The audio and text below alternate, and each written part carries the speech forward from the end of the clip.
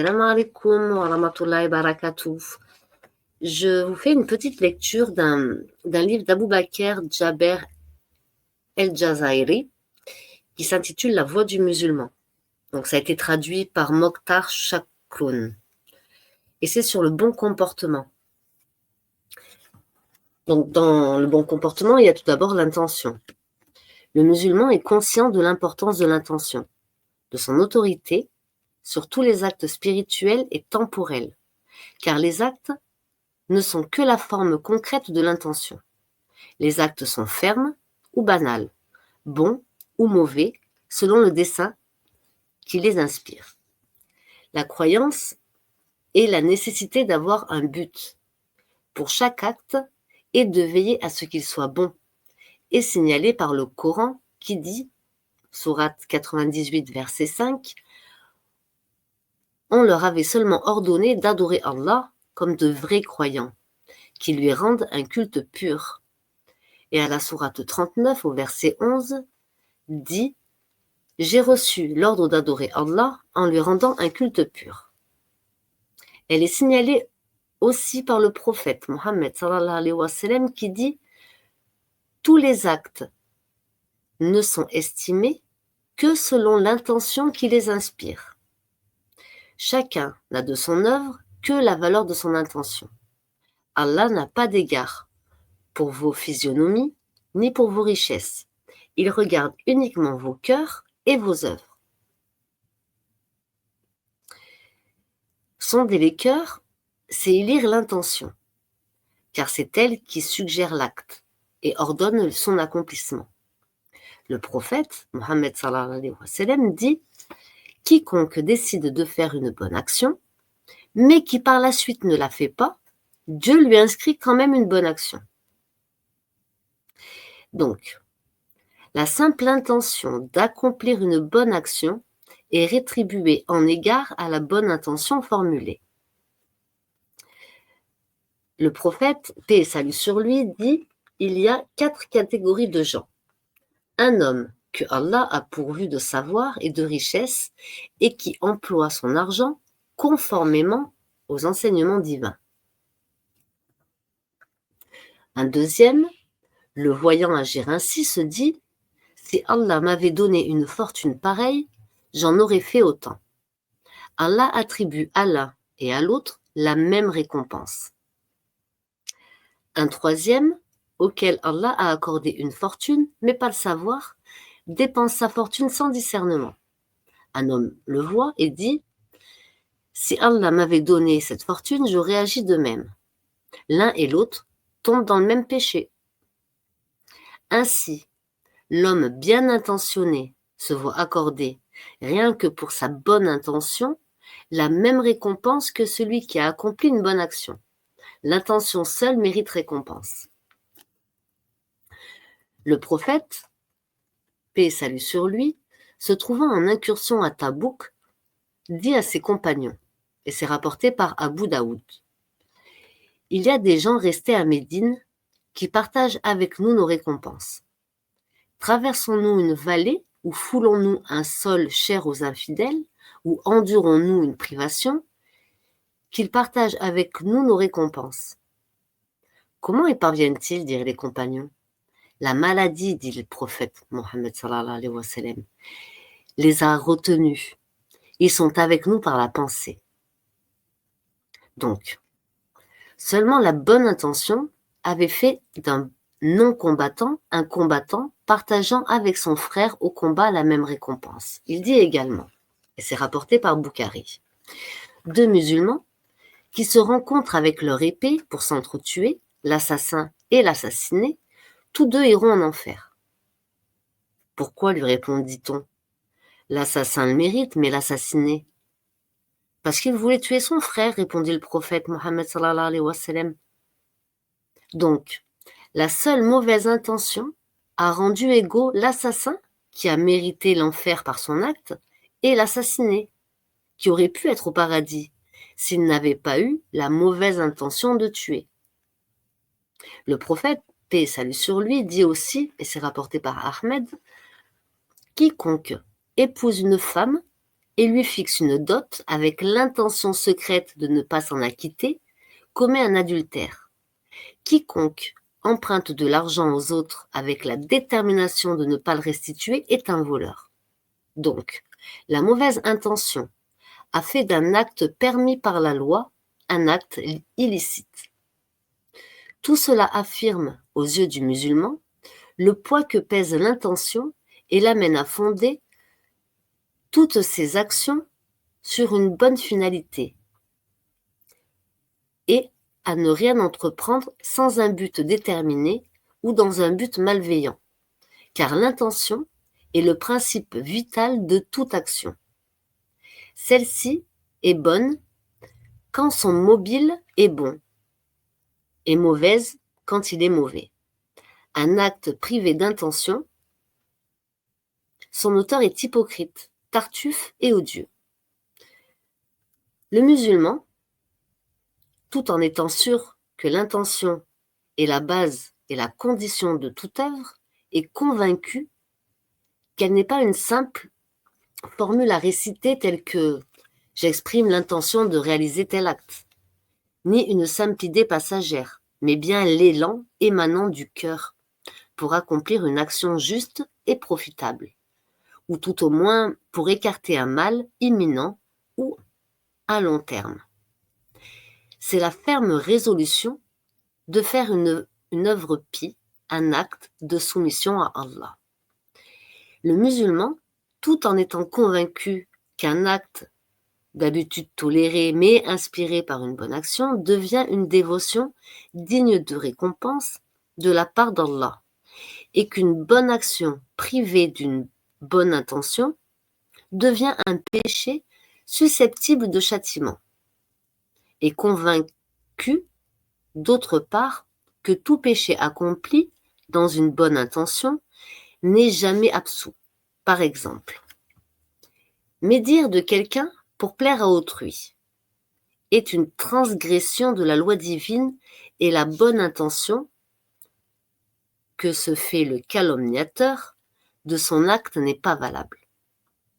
Celui qui construit une mosquée avec de l'argent mal acquis n'a point de mérite. De même que celui qui participe à des cérémonies dansantes et indécentes ou achète des billets de loterie pour encourager des œuvres de bienfaisance ou procurer des fonds pour une guerre sainte ou autre, commet une violation et mérite un châtiment. De même que celui qui édifie des coupoles sur les tombes des saints, leur immole des bêtes ou leur fait des engagements personnels pour leur signifier son amour, commet une désobéissance à Allah et mérite son châtiment malgré sa prétendue bonne intention. Seul l'acte toléré par sa nature peut bénéficier de la bonne intention et devenir un acte de dévotion. Mais l'acte interdit ne peut jamais être travesti en acte louable pour la seule bonne intention de l'accomplir. Donc dans le chapitre 2, donc toujours du bon comportement, c'est comment se comporter envers Allah. Le musulman doit tenir compte des innombrables faveurs dont Allah l'a comblé et des innombrables bienfaits qu'il lui a accordés depuis qu'il était un ovule dans la matrice de sa mère jusqu'au jour où il retournera à lui. Il le remercie comme il le mérite, aussi bien par sa langue que par tous ses sens qu'il astreint à ne faire que ce qui lui plaît. Ainsi se comporte le musulman vis-à-vis de son Créateur. Il est choquant de méconnaître les bienfaits reçus ou d'afficher son ingratitude envers son bienfaiteur, de l'avoir en aversion, d'insulter ses faveurs, lui qui dit, donc sourate 16, verset 53, « Il n'est pas de bien dont vous jouissez qui ne vienne d'Allah. » Sourate 16, verset 18, « Vous chercheriez en vain à dénombrer les bienfaits d'Allah. » Sourate 2, verset 152, « Invoquez-moi, je penserai à vous. Soyez reconnaissants de mes faveurs. Ne me reniez pas. » Le cœur du musulman se remplit de crainte, de respect et de vénération pour son Créateur quand il pense à son omniscience, que rien ne lui est caché.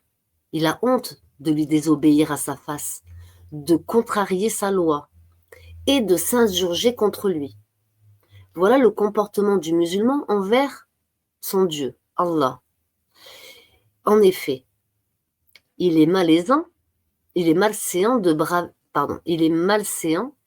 braver ostensiblement son Seigneur par des péchés, alors que son Créateur le voit et l'interpelle en disant, sourate 71, verset 13, « Qu'avez-vous donc à ne pas vénérer Allah qui vous a créé suivant des phases successives ?»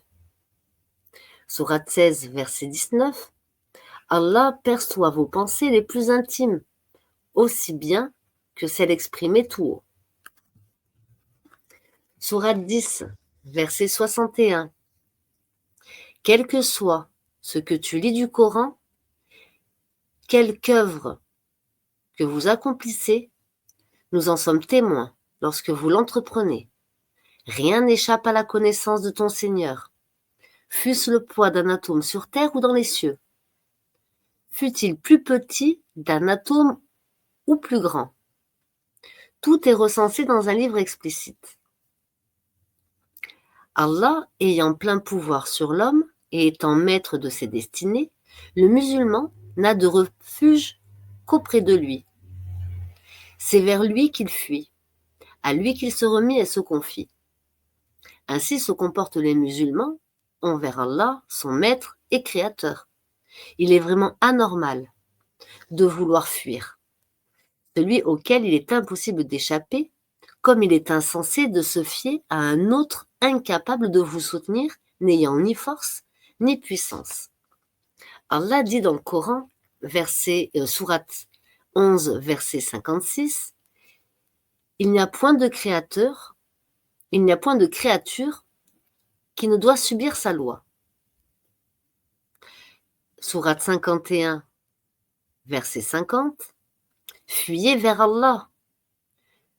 Je viens vous prêcher de sa part un messager explicite. Fuyez vers Allah. Je viens vous prêcher de sa part en messager explicite. Sourate La Table Servie, verset 23.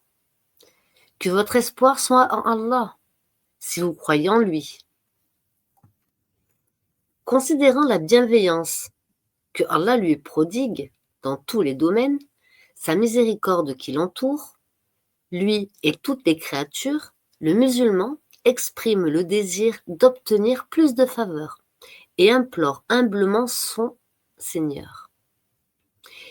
Lui adresse ses prières, le supplie par la plus douce parole et invoque devant lui les bons actes accomplis pour son amour. C'est ainsi qu'il se comporte envers son Seigneur. Il ne sied pas de désespérer d'avoir encore plus de faveurs de la part de celui dont la miséricorde et les bienfaits ont couvert tout l'univers et qui dit, sourate 7, verset 156, « Ma grâce infinie s'étend à toutes choses. » Sourate 42, verset 19, « Allah est plein de sollicitude pour les humains. » Sourate 12, verset 87, « Ne désespérez jamais du secours d'Allah. » Sourate 39, verset 53, « Ne désespérez jamais de la miséricorde d'Allah. » Considérant le châtiment terrible d'Allah et sa vengeance redoutable, le musulman cherche à s'en préserver par son obéissance à ses lois et son application à ne pas les enfreindre. Allah ayant plein pouvoir sur l'homme et étant maître de ses destinées, le musulman n'a de refuge qu'auprès de lui. C'est vers lui qu'il fuit, à lui qu'il se remet et se confie. Ainsi se comporte le musulman envers Allah, son maître et créateur. Il est vraiment anormal de vouloir fuir, celui auquel il est impossible d'échapper, comme il est insensé de se fier à un autre incapable de vous soutenir, n'ayant ni force ni puissance. Allah dit, à la sourate 11, verset 56, « Il n'y a point de créature qui ne doit subir sa loi. » Sourate 51, verset 50, « Fuyez vers Allah, je viens vous prêcher de sa part en messager explicite. » Sourate la table servie, verset 23, « Que votre espoir soit en Allah, si vous croyez en lui. » Alors, excusez-moi si je relis la même chose, mais j'ai dû m'absenter 10 minutes et du coup, je ne sais plus où j'en étais. Donc, je vous prie de m'excuser. Considérant la bienveillance que Allah lui prodigue dans tous les domaines, sa miséricorde qui l'entoure, lui et toutes les créatures, le musulman exprime le désir d'obtenir plus de faveurs et implore humblement son Seigneur, lui adresse ses prières, le supplie par les plus douces paroles, et invoque devant lui les bons actes accomplis pour son amour. C'est ainsi qu'il se comporte envers son Seigneur. Il ne se sied pas de désespérer d'avoir encore plus de faveurs de la part de celui dont la miséricorde et les bienfaits ont couvert tout l'univers et qui dit, sourate 7, verset 156, « Ma grâce infinie s'étend à toutes choses. » Sourate 42, verset 19, « Allah est plein de sollicitude pour les humains. » Sourate 12, verset 87, « Ne désespérez jamais du secours d'Allah. » Sourate 39, verset 53, « Ne désespérez jamais de la miséricorde d'Allah. » Considérant le châtiment terrible d'Allah et sa vengeance redoutable, le musulman cherche à s'en préserver par son obéissance à ses lois et son application à ne pas les enfreindre. En se conduisant ainsi, il se comporte loyalement envers son Créateur. Chez les gens de bon sens, il est impoli que l'homme, cet être si faible et si incapable, brave son Créateur le puissant, le capable et le vainqueur qui dit, à la sourate 13, verset 11, « Rien n'arrête la main vengeresse d'Allah quand il décide de sévir. » Sourate 85, verset 12, « Les rigueurs de ton maître sont implaçables. » Sourate 3, verset 4, « Allah est puissant, sa vengeance est redoutable. »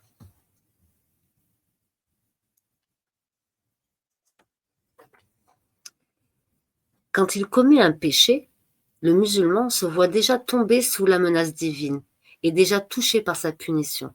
Mais par contre, quand il se conforme à sa loi, il se croit déjà jouir de ses promesses et comblé d'honneur. Ainsi, l'opinion du musulman en son Créateur se purifie. C'est de la politesse que d'avoir bonne opinion d'Allah. En douter est une offense. Celui qui doute de son Créateur, finir par lui désobéir et se révolter contre lui, croyant qu'il n'est pas au courant de ses méfaits et qu'il ne sera pas repris pour ses fautes. Allah nous met en garde en disant, à la sourate 41, verset 23, « Vous pensiez qu'Allah ignorait bon nombre de vos actions? Quelle illusion était la vôtre au sujet de votre Seigneur? L'illusion qui vous a perdu et rangé parmi les damnés.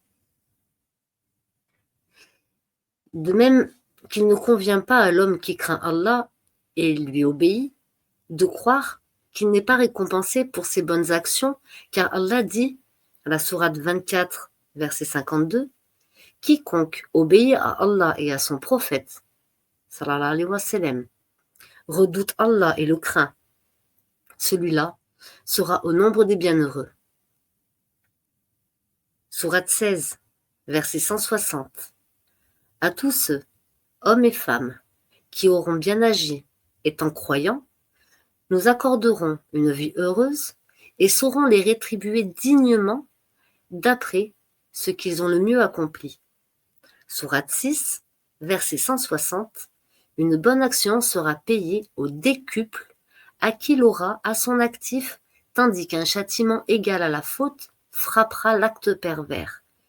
Il ne sera pas commis d'injustice.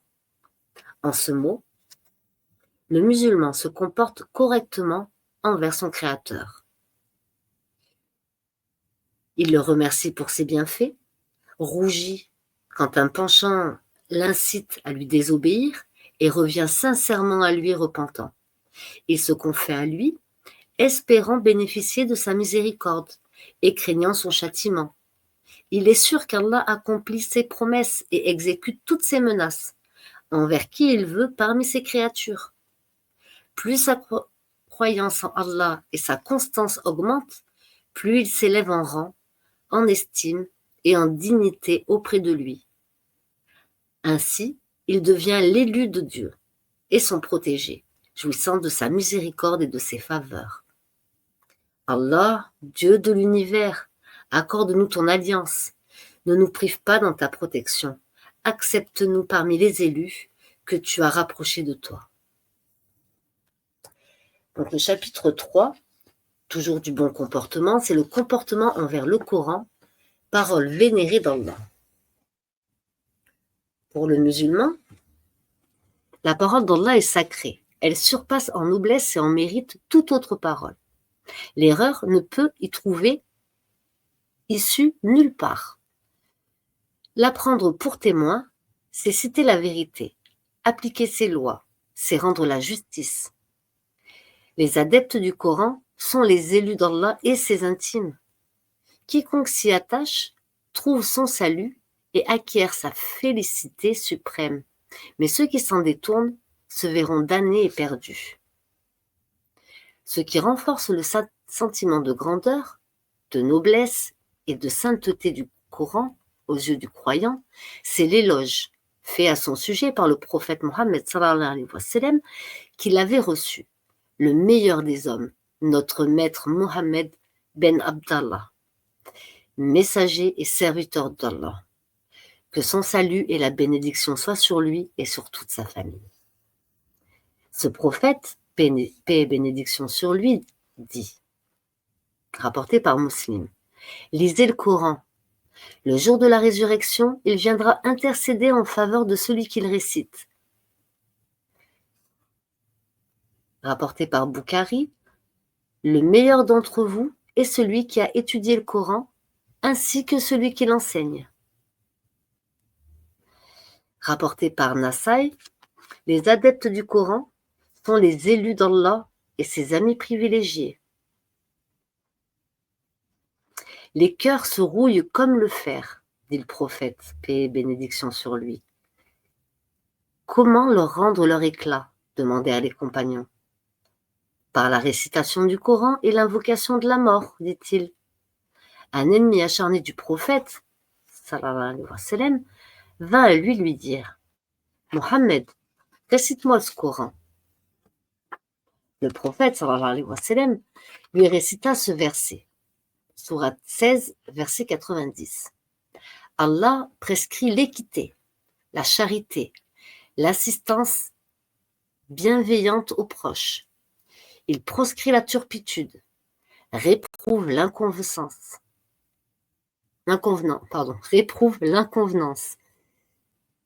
stigmatise la violence injustifiée. Allah vous exhorte ainsi pour vous inciter à réfléchir. Soyez fidèles à vos engagements envers Allah une fois que vous les avez contractés. Ne trahissez pas le serment solennel juré alors que vous avez pris Allah pour garant. Dieu sait si bien ce que vous faites.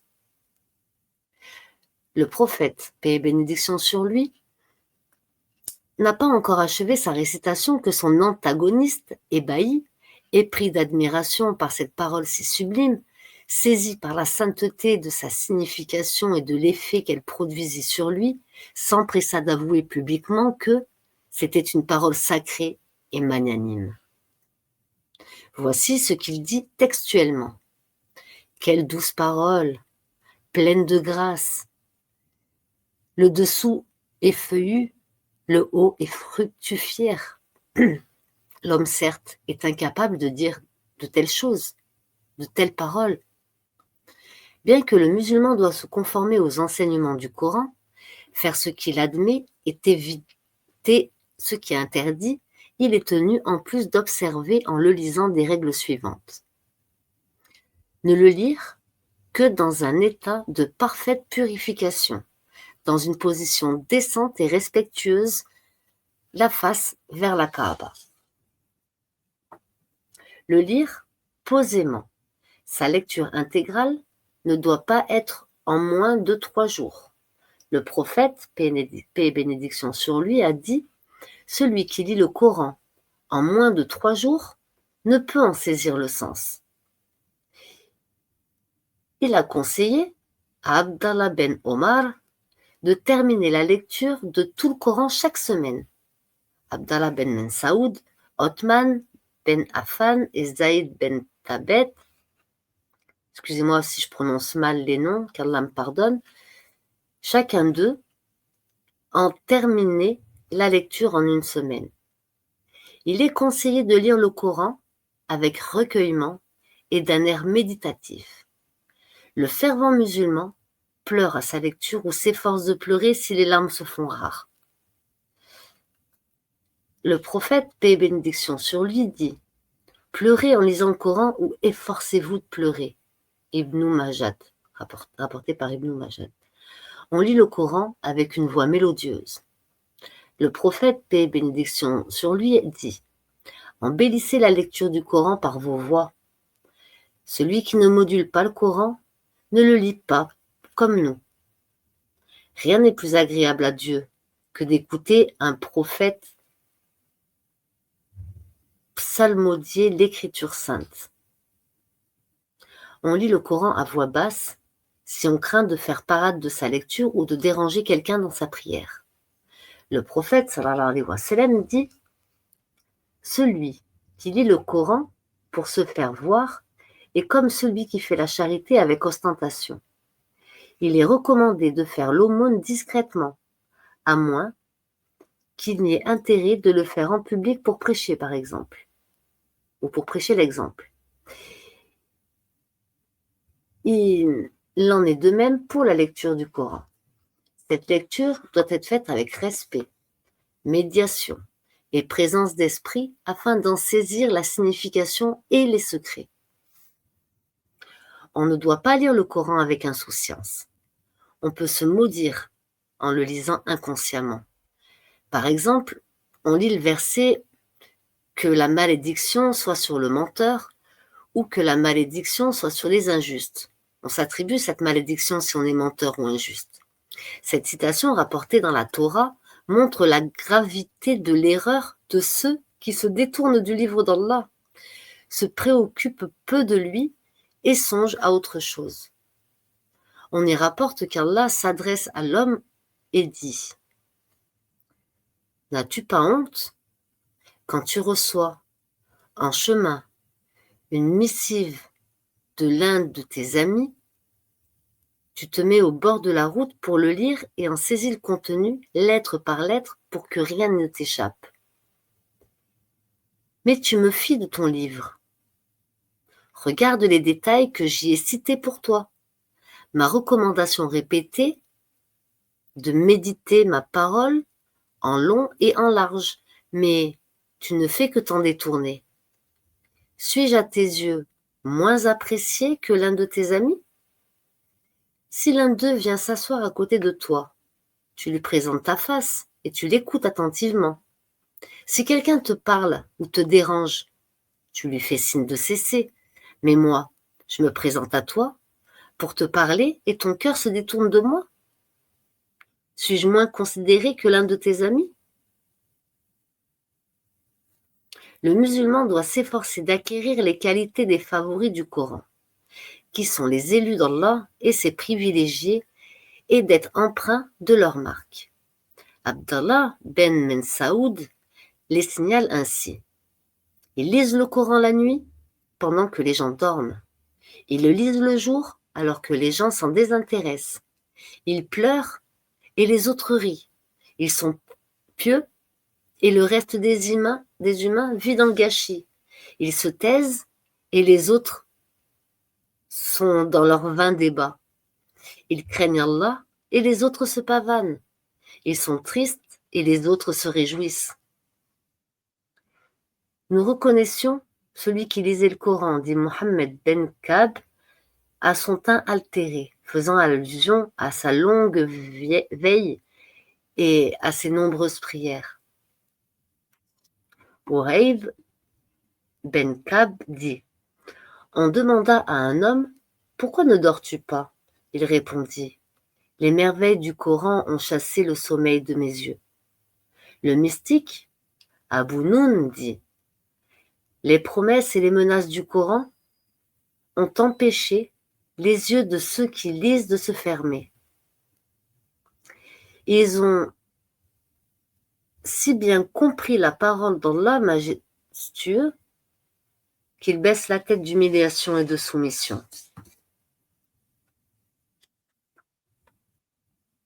Chapitre 4. Comportement envers le prophète. Le musulman sent au fond de lui-même qu'il doit au prophète la plus grande politesse. En voici les motifs. Allah a fait de la vénération de son prophète un devoir pour tout musulman et musulmane. Il dit: croyants, n'anticipez pas sur les ordres d'Allah et de son prophète. Croyants, ne couvrez pas de votre voix celle du prophète, et n'élevez pas le ton en lui parlant comme vous le faites entre vous-mêmes. Vous risquez d'y perdre tout le bénéfice de vos œuvres à votre insu. Ceux qui baissent le ton en présence du prophète, sallallahu alayhi wa sallam, ce sont ceux dont Allah a consacré la piété foncière. Ils sont pardonnés et largement récompensés. Ceux qui t'appellent à haute voix de l'extérieur de tes appartements sont pour la plupart des malappris. Ne serait-il pas plus séant pour eux d'apprendre que tu sortes à leur rencontre? Sourate 49, versets 1, 2, 3 et 4. Là, dans la sourate 24, au verset 62 et 63, veillez à ne pas interpeller le prophète comme vous le faites entre vous-mêmes. Les croyants sont ceux qui ont foi en Allah et en son prophète. Ce sont ceux qui, ayant débattu une affaire d'intérêt commun avec le prophète, ne se retirent pas sans son autorisation. Ceux qui viennent te demander congé avant de se retirer, voilà ceux qui croient vraiment en Allah et en son prophète, sallallahu alayhi wa sallam. Si l'on vient te demander congé pour quelque affaire personnelle, tu peux l'accorder à celui que tu voudras. Sourate 58, verset 12. Croyants, quand vous désirez une audience du prophète, sallallahu alayhi wa sallam, faites-la procéder d'une aumône. Vous en serez certes meilleur et plus pur. Si vos faibles moyens ne vous le permettent pas, sachez qu'Allah est toute indulgence, toute bonté. Allah a ordonné à tous les musulmans d'obéir au prophète, sallallahu alayhi wa sallam, et de l'aimer en disant, sourate 47, verset 33, croyants, obéissez à Allah et au prophète. Sourate 24, verset 63, que ceux qui contreviennent aux ordres du prophète y prennent garde. Une épreuve pénible, sinon un châtiment cruel, peut bien leur être infligé. Sourate 59, verset 7. Ce que le messager vous apporte, prenez-le, et ce qu'il vous déconseille, abstenez-vous-en. Sourate 3, verset 31. Dis-leur, si vraiment vous aimez Allah, suivez ma voie. Allah vous aimera et effacera vos péchés. Donc, obéir au prophète, sallallahu alayhi wa sallam, était de rigueur. Le contredire étant un forfait. Sa vénération s'avère obligatoire en toutes circonstances. Je tiens juste à préciser que je me désavoue s'il y a des erreurs, parce que vénération, ça me paraît un mot un peu grand. Parce qu'on adore que Allah, seul et sans associé. Je tiens à le préciser quand même. Hein. Donc c'est pas moi qui ai écrit le livre, hein, mes frères et sœurs. Donc qu'Allah me pardonne s'il y a des choses qui sont incohérentes. Je ne veux pas vous égarer. Donc je vous rappelle quand même que seul Allah est digne d'être adoré. Mais nous devons suivre les enseignements du prophète Mohammed sallallahu alayhi wa sallam. C'est une obligation dans l'islam de suivre sa sunna. Allah lui a conféré le pouvoir. Il en a fait un juge et un imam. Il dit à ce sujet, Sourate 4, verset 105. Ce livre, message de vérité, t'est révélé par nous afin que tu puisses juger entre les hommes, selon ce qu'Allah t'a fait voir. Ce livre, message de vérité, t'est révélé par nous afin que tu puisses juger entre les hommes selon ce qu'Allah t'a fait voir. Sourate 4, verset 64. Juge entre eux selon ce qu'Allah t'a révélé, sans nulle complaisance, et prends garde à céder à leurs manœuvres. Sourate 4, verset 65. Non, par ton Seigneur. Ils te seront croyants que lorsqu'ils te soumettront leurs différends, accepteront sans rancœur ta sentence et s'y soumettront entièrement. Sourate 33, verset 31. Pour quiconque espère en Allah et au jour dernier, jugement dernier, le messager d'Allah est un exemple parfait. Se montrer déférent à l'égard de l'imam et de celui qui détient le pouvoir est un devoir prescrit pour toutes les religions, ainsi que par le bon sens et la logique. Allah a fait de l'affection de son messager un devoir pour tous les fidèles par le truchement de son prophète sallallahu alayhi wa sallam, lui-même qui dit « Je jure par celui qui détient mon âme que personne parmi vous ne peut être vraiment croyant que s'il m'aime plus que ses enfants, ses parents et tous les humains. Donc, une personne qu'on aime à ce degré doit être vénérée, présente ou absente. » Donc là, c'est Allah, hein, c'est Allah qui détient mon âme entre ses mains. Physiquement et moralement doué, le prophète sallallahu alayhi wa sallam est plus parfait. Et le plus parfait homme qui jamais exista. Comment ne pas respecter une personne pareille? Voilà quelques raisons qui exigent sa vénération et il y en a bien d'autres. Vraiment, ce mot vénération me dérange. Alors, j'aimerais bien que vous me mettiez dans les commentaires, mes frères et sœurs, pour pouvoir aider les autres frères, hein, si le mot vénération est bien un mot qui n'est pas à employer, hein, normalement. Parce que vénérer, c'est... Je sais pas, ça me perturbe. Ça me perturbe, ça me dérange même. Allahu a'lam. On l'obtient en lui obéissant et en se conformant à son comportement dans les deux domaines spirituels et temporels.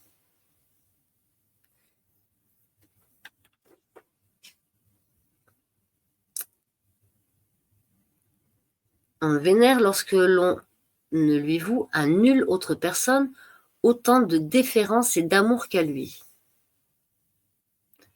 en se rangeant du côté de ceux qui le soutiennent et en se déclarant ennemi de ceux qui lui sont hostiles, en partageant ses sentiments et en réprouvant ce qu'il déteste, en glorifiant son nom chaque fois qu'il est prononcé et en implorant pour lui la bénédiction et le salut d'Allah, en reconnaissant sa magnanimité et en exaltant ses vertus. Le respecter, c'est croire à tout ce qu'il a annoncé au sujet de la foi et de la vie terrestre, au sujet des prédictions qu'il a faites concernant la vie ici-bas et dans l'autre monde. Le vénérer, c'est faire revivre son comportement, divulguer sa religion, le propager et accomplir ses commandements. Celui qui a l'honneur de visiter sa mosquée et se présenter devant sa tombe doit baisser le ton. On le vénère en aimant les gens vertueux parce qu'il les aime et en se rangeant à leur côté, en détestant les gens dépravés et en se faisant leur ennemi, car le prophète Mohammed sallallahu alayhi wa sallam les déteste aussi. Tels sont les quelques aspects de bon comportement envers le prophète, que la bénédiction et le salut soient sur lui. Le musulman doit toujours s'efforcer d'accomplir parfaitement ce devoir et de n'en rien négliger, car la perfection de son bonheur en dépend. J'implore Allah de nous guider dans la bonne voie, du respect de notre prophète Mohammed sallallahu alayhi wa sallam, de nous inscrire parmi ses adeptes, ses alliés et ceux qui défendent ses principes, de faire que nous soyons obéissants à ses ordres, de ne pas nous priver de son intercession en notre faveur dans l'autre monde. Amen. Chapitre 5. Comportement envers soi-même. Le bonheur du musulman dans ce monde et dans l'autre dépend du niveau de l'éducation qu'il se donne et de la purification de son âme. Son malheur de même provient de sa corruption, de son impureté et de sa méchanceté. Allah nous le signale en disant: sera heureux qui purifie son âme, tandis que courra à sa ruine qui la souille. Sourate 91, versets 9 et 10. Dans la sourate 7, verset 40, ceux qui ont traité nos signes de mensonges et les ont dédaignés avec morgue ne verront pas s'ouvrir devant eux les portes du ciel, ni ne pourront rentrer au paradis à moins qu'un chameau passe par là, par le chat d'une aiguille. Ainsi, nous rétribuons les injustes. L'enfer leur servira de lit. Les nuées ardentes les couvriront. Ainsi nous châtirons les scélérats. Ceux, au contraire, qui croient et font le bien, nous n'imposerons à nulle âme une charge excédant ses moyens. Ceux-là auront pour demeure le paradis et y vivront éternellement. Dans la sourate 103 également, j'en jure par le siècle, l'humanité court à sa perte, hormis ceux qui croient, font le bien, prêchent entre eux la vérité et s'incitent à la constance. Alors je rappelle que tout ce que je lis en français, c'est dans le sens de la traduction du Saint-Coran. Le prophète, paix et bénédiction sur lui, de son côté dit, et c'est rapporté par Muslim,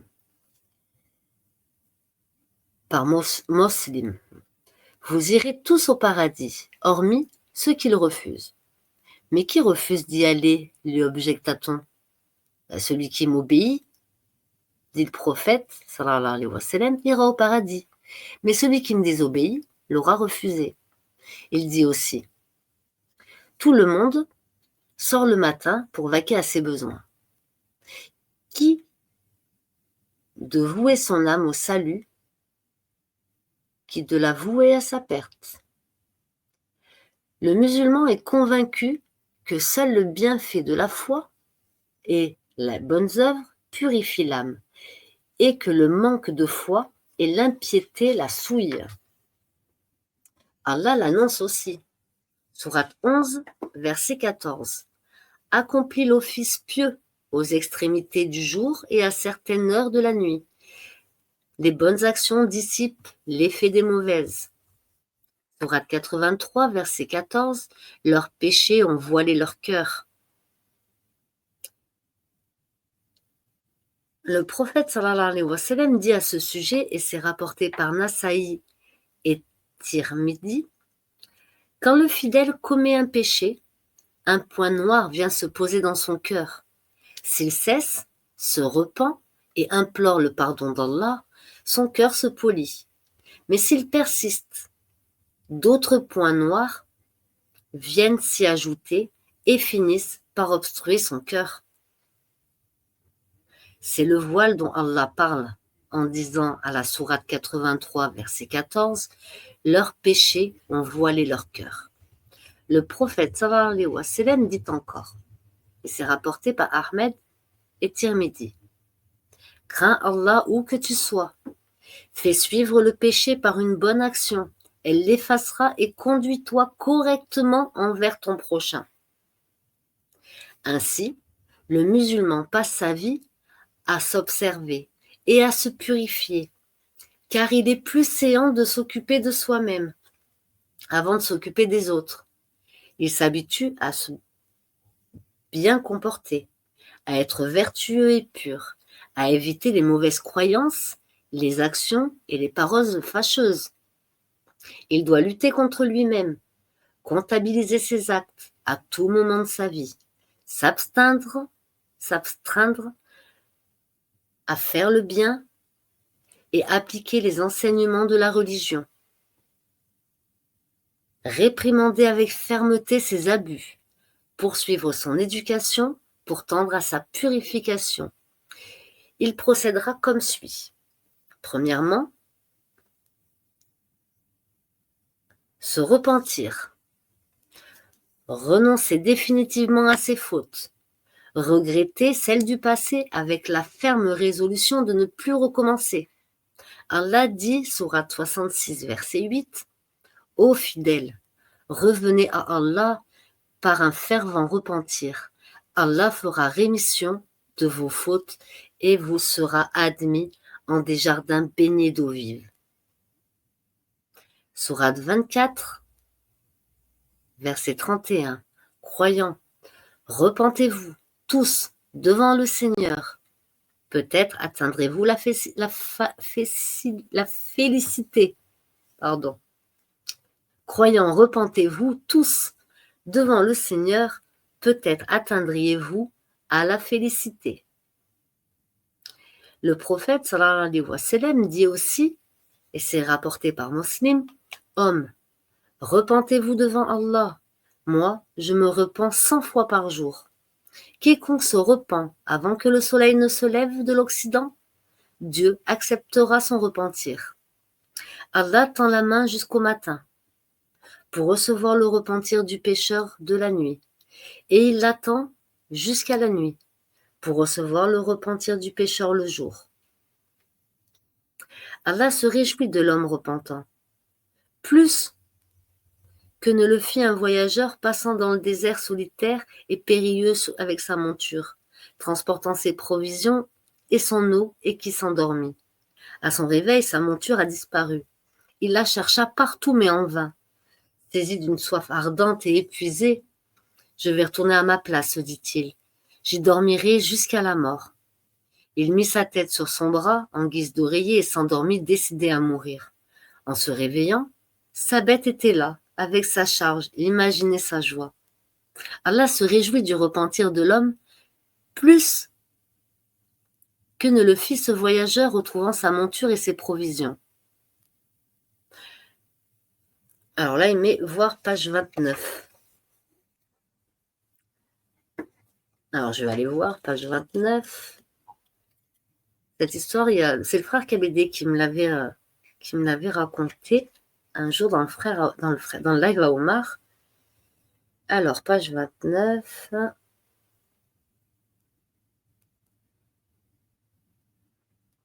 Non, c'est pas écrit. Elle n'est pas écrite, l'histoire.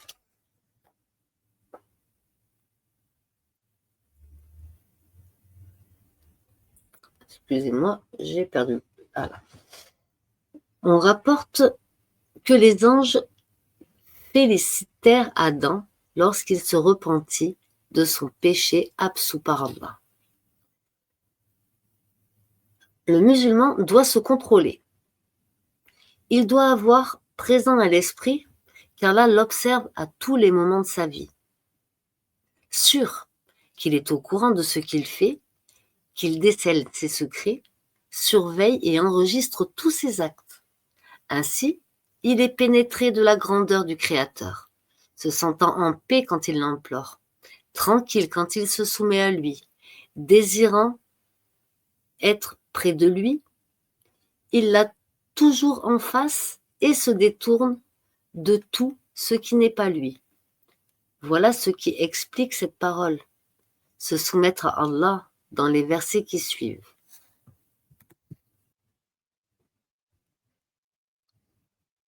Excusez-moi, je dois m'absenter, donc je reviens. Bismillah.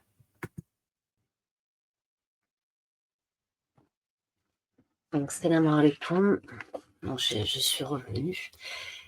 Alors, nous en étions où? Ah oui, voilà.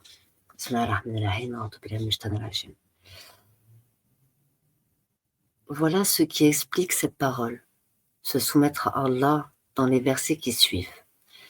Sourate 4, verset 125. Est-il meilleure confession que celle de se soumettre à Allah tout en faisant le bien? Sourate 31, verset 22. Quiconque se soumet à Allah tout en s'appliquant à bien faire, ce sera assuré le plus ferme appui. Sourate 2, verset 135. Rappelez-vous que toutes vos pensées sont connues d'Allah. Craignez-le. Sourate 1, Sourate les femmes, verset 1. Le Seigneur a l'œil constamment sur vous. Sourate 10, verset 6.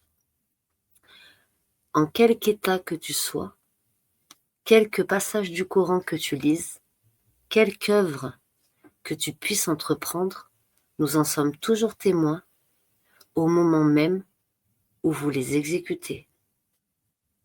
Le prophète sallallahu alayhi wa sallam a dit aussi: adore Allah comme si tu le vois en face de toi. Si tu ne le vois pas, lui, il te voit. Ainsi se conduisaient nos vertueux ancêtres. Ils se sont imposés cette discipline rigoureuse, si bien qu'ils ont acquis la conviction d'être élevés au rang des élus, témoins de ce qu'ils ont laissé après eux.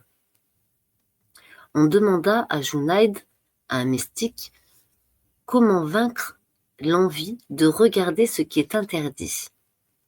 Vous y parviendrez, dit-il, quand vous êtes sûr que l'œil de celui qui vous contrôle est plus prompt à vous voir que le vôtre à regarder.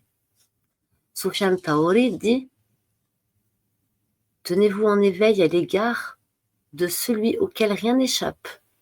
Espère en celui qui est apte à tenir ses promesses. Méfie-toi de celui qui est de taille à châtier. Ben Moubarek dit à un homme: crains Allah. Comment y arriver, dit l'homme. Sois convaincu, dit-il, que tu as toujours Allah en face de toi.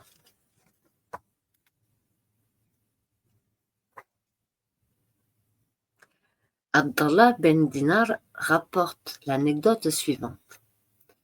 Je suis parti, dit-il, en compagnie d'Omar ben Khattab pour la Mecque. En chemin, nous nous sommes arrêtés pour nous reposer. Un berger descendit de la montagne avec son troupeau. Vends-nous un mouton de ton troupeau, lui dit Omar. Je ne suis qu'un esclave, dit l'homme. Mais tu diras à ton maître qu'un loup l'a dévoré, lui dit Omar. Et l'esclave de répondre: et Allah, il est où? Omar pleura de joie, alla voir son maître, lui racheta l'esclave et l'affranchit. Un saint passa près d'un groupe de personnes et s'exerçait au tir. Il remarqua un homme assis tout seul, à l'écart. Il s'approcha de lui et lui demanda la cause de cet isolement. La réminiscence de Allah, dit l'homme, mais plus agréable. Mais quand tu es seul, lui dit le saint. Pas du tout, dit l'homme. Mon Seigneur et mes 2 anges me tiennent compagnie. Qui de ces tireurs a gagné? Lui dit le saint. Celui qui a mérité le pardon d'Allah, répondit l'homme. Montre-moi le chemin, dit le saint. L'homme montra le ciel, se leva et partit. On rapporte que Soléka, épouse de Pharaon, se trouvant tête à tête avec Joseph, alla voiler la face d'une statue qu'elle avait. Joseph lui dit: « Vous êtes gêné d'être vu par une statue inanimée? Et moi, n'ai-je pas honte du Seigneur le sublime ?» Un poète déclama les vers suivants. Si tu te trouves seul un jour, ne dis point maintenant, je suis loin des regards, mais dis plutôt, il y a quelqu'un qui me surveille. Ne pense jamais qu'Allah peut être distrait, même une seconde, et que ce que tu caches peut lui échapper. Ne vois-tu pas que le jour passe très vite et que le lendemain est si proche pour ceux qui l'attendent? Troisièmement, l'examen de conscience. Nuit et jour, le musulman peine ici-bas, en quête de son bonheur dans l'au-delà pour mériter un rang honorable et jouir de la satisfaction de son Seigneur. La vie terrestre est un champ de travail. Il doit considérer les obligations religieuses, pareilles au capital du commencement, les œuvres de surcroît comme des bénéfices et les péchés de la désobéissance comme des pertes. Le soir, il doit se mettre à l'écart pour faire le bilan des actes de la journée. S'il constate une négligence dans ses obligations, il se blâme et s'efforce de combler ses lacunes. Il répare ce qui est réparable, sinon il y remédie par des œuvres surérogatoires en quantité suffisante. Si la défaillance est dans ses œuvres mêmes, il essaie de se rattraper. Si par contre, il s'agit d'une perte due à des péchés commis, il demandera pardon à Allah, regrettera son fait, se repentira et accomplira les bienfaits susceptibles de réparer le mal. Voilà comment le musulman fait ses comptes. C'est l'un des moyens de se racheter, de se corriger, de se purifier. Voici ce que le Coran et la Sunna rapportent à ce sujet. Croyants, craignez Allah, que chacun en son âme et conscience considère ce qu'il a pu faire pour son salut. Craignez Allah qui connaît ce que vous faites. C'était la sourate 59, le verset 18. Ce verset recommande aux croyants de considérer ce qu'ils ont pu faire pour leur salut. C'est un rappel à l'examen de leur conscience. Sourate 24, verset 31. Faites votre repentance, croyants devant le Seigneur. Peut-être atteindrez-vous la félicité. Le prophète sallallahu alayhi wa sallam, de son côté, dit aussi: certes, je me repens et je demande pardon à Allah 100 fois par jour. Ô gens, réglez vos comptes, disait Omer ben Khattab, avant de passer devant la balance. Abu Talha, désolé si je prononce mal, qu'Allah me pardonne, ayant délaissé ses prières, occupé par les travaux de son jardin, fit don de ce dernier pour expier sa faute. Ce fut de sa part un examen de conscience, un rappel à l'ordre et une correction. On rapporte que l'Ahnaf ben Kaïs se mettait le doigt dans la flamme de la lampe pour sentir la chaleur et se disait: « Méprisable, l'Ahnaf, pourquoi as-tu commis telle faute tel jour? Pourquoi? Pourquoi ?» On rapporte aussi qu'un saint, sorti dans une expédition, une femme se découvrit devant lui et il la contempla. Aussitôt, il lève la main et se frappa au visage. Il se creva l'œil et dit: « Tu t'empresses de regarder ce qui te nuit. » Un autre saint se vautrait sur la pierre chauffée par le soleil en se disant: « Sens la chaleur. Le feu de l'enfer est encore plus cuisant. La nuit tu dors comme un cadavre et le jour tu es désœuvré. » Un autre leva les yeux un jour vers une terrasse. Là se trouvait une femme. Il se mit à la regarder. Il fit le serment de ne plus lever la tête vers le ciel toute sa vie pour expier sa faute.